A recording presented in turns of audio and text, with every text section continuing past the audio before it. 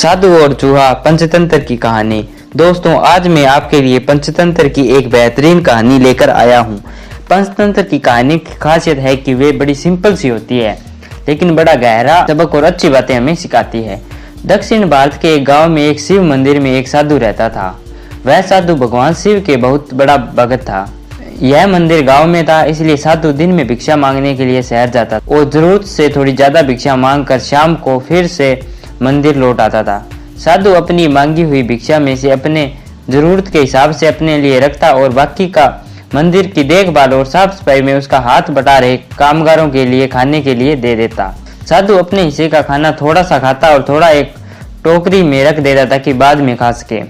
लेकिन साधु जिस कुटिया में रहता था उस कुटिया में एक चूहा भी था और यह चूहा साधु के खाने की टोकरी से हर दिन कुछ खाना चुरा लेता था।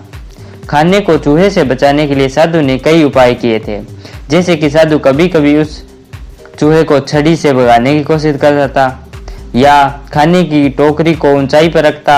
हर बार अलग अलग जगह पर टोकरी रखता, फिर भी किसी न किसी तरह चूहा उस टोकरी में खाना चुराने में कामयाब हो ही जाता था।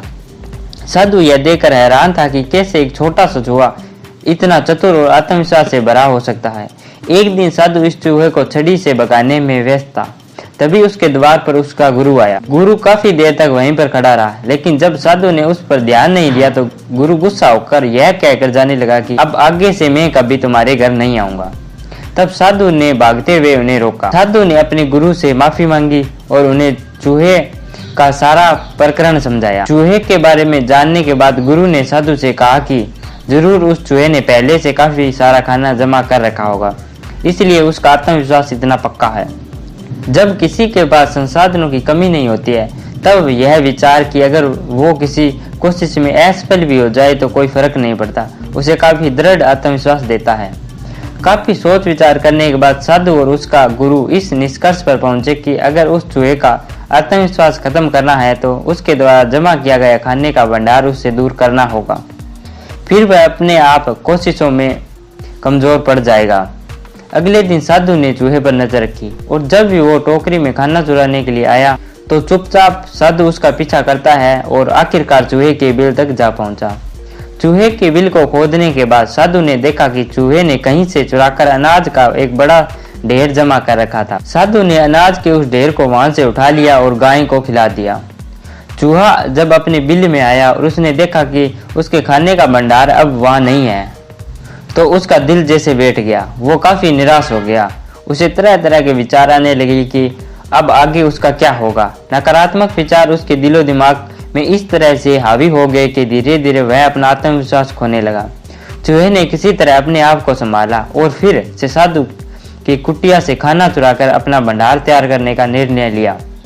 चूहा साधु की कुटिया में पहुंचा तो हमेशा की तरह साधु ने खाने की टोकरी कुछ ऊंचाई पर रखी थी, लेकिन अब की बात चूहा काफी धीरे धीरे और कांपते हुए टोकरी तक पहुंच पाया था। वह टोकरी से खाना चुराने वाला ही था कि वो अचानक वहां से फिसला और जमीन पर आ गिरा। नीचे साधु अपनी छड़ी लिए खड़ा ही था। जैसे तैसे चूहा अपनी जान बचाकर वहां से भागा और उस दिन के बाद कभी भी चूहा साधु का खाना चुराने के लिए नहीं आया। दोस्तों, पंचतंत्र की इस मजेदार कहानी को अगर हम अपने जीवन के साथ जोड़कर देखें तो चूहे का जमा किया गया वह भंडार हम अपनी संपत्ति या बैंक बैलेंस के साथ कंपेयर कर सकते हैं। और आपने भी यह महसूस किया होगा कि अगर हमारे पास जमा पूंजी अच्छी है तो हमारा आत्मविश्वास कुछ और ही होता है, लेकिन अगर हमारे पास कुछ नहीं होता तो हम छोटे मोटे काम भी ठीक से नहीं कर पाते। हमेशा किसी न किसी तरह की सुरक्षा का विचार हमारे दिमाग में रहता है और ऐसे असुरक्षा के विचार हमें आगे नहीं बढ़ने देते।